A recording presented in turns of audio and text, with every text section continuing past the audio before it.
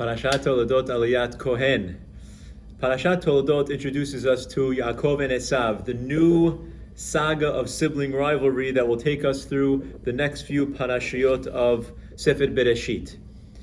The parasha opens with the news that Rivka is going to give birth after many, many years of being barren, and after many, many tears shed in tefillah for the fact that she couldn't have children. She finally gets the news that she is pregnant, and she recognizes initially that the pregnancy is not what she would have expected. She feels that there's something going on in her womb, and the pasuk tells us very clearly,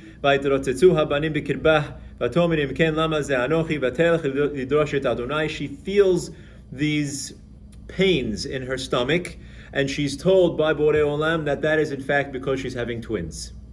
And these boys are going to be at odds essentially from the very beginning. Not only physically are they very different, but philosophically they're going to be very, very different.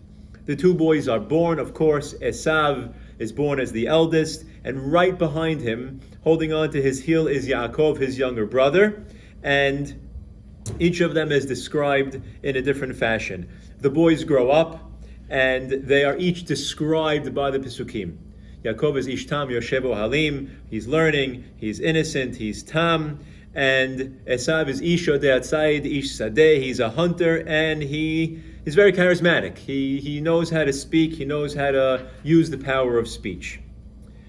At which point, the parasha brings us to the very famous episode of Esav coming back from a day in the field. He's tired, he's hungry, he's exhausted. He sees Yaakov cooking this soup, and he wants to sell his birthright for a taste of the soup, which Yaakov offers to him in response for his right to the birthright.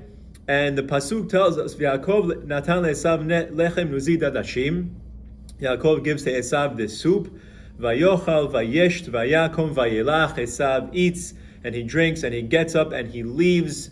Vayivez Esav et ha-bechorah, and Esav, he despises the bechorah.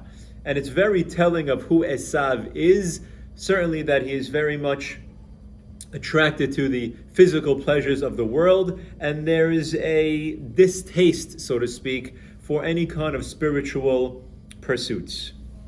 The Aliyah continues with Yitzchak going down to Eretz Pilishtim, where he's going to meet with Avimelech, which will take us into the next Aliyah. One point I wanted to make, Rashi notes that Yaakov and Esav were essentially almost identical up until they became teenagers, at which point they both went in very different directions. And I think what Rashi is trying to tell us, a very powerful message, is that we look at Esav at the end. We know what he becomes, but we don't consider Esav where he was at the very beginning.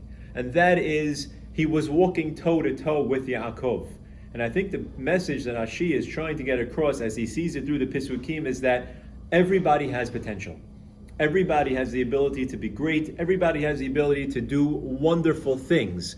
It's the choices that we make in life that end up pushing us on the path that we end up taking. But we should take note that the choices that we make is where we end up in life, but we have the potential to do great things.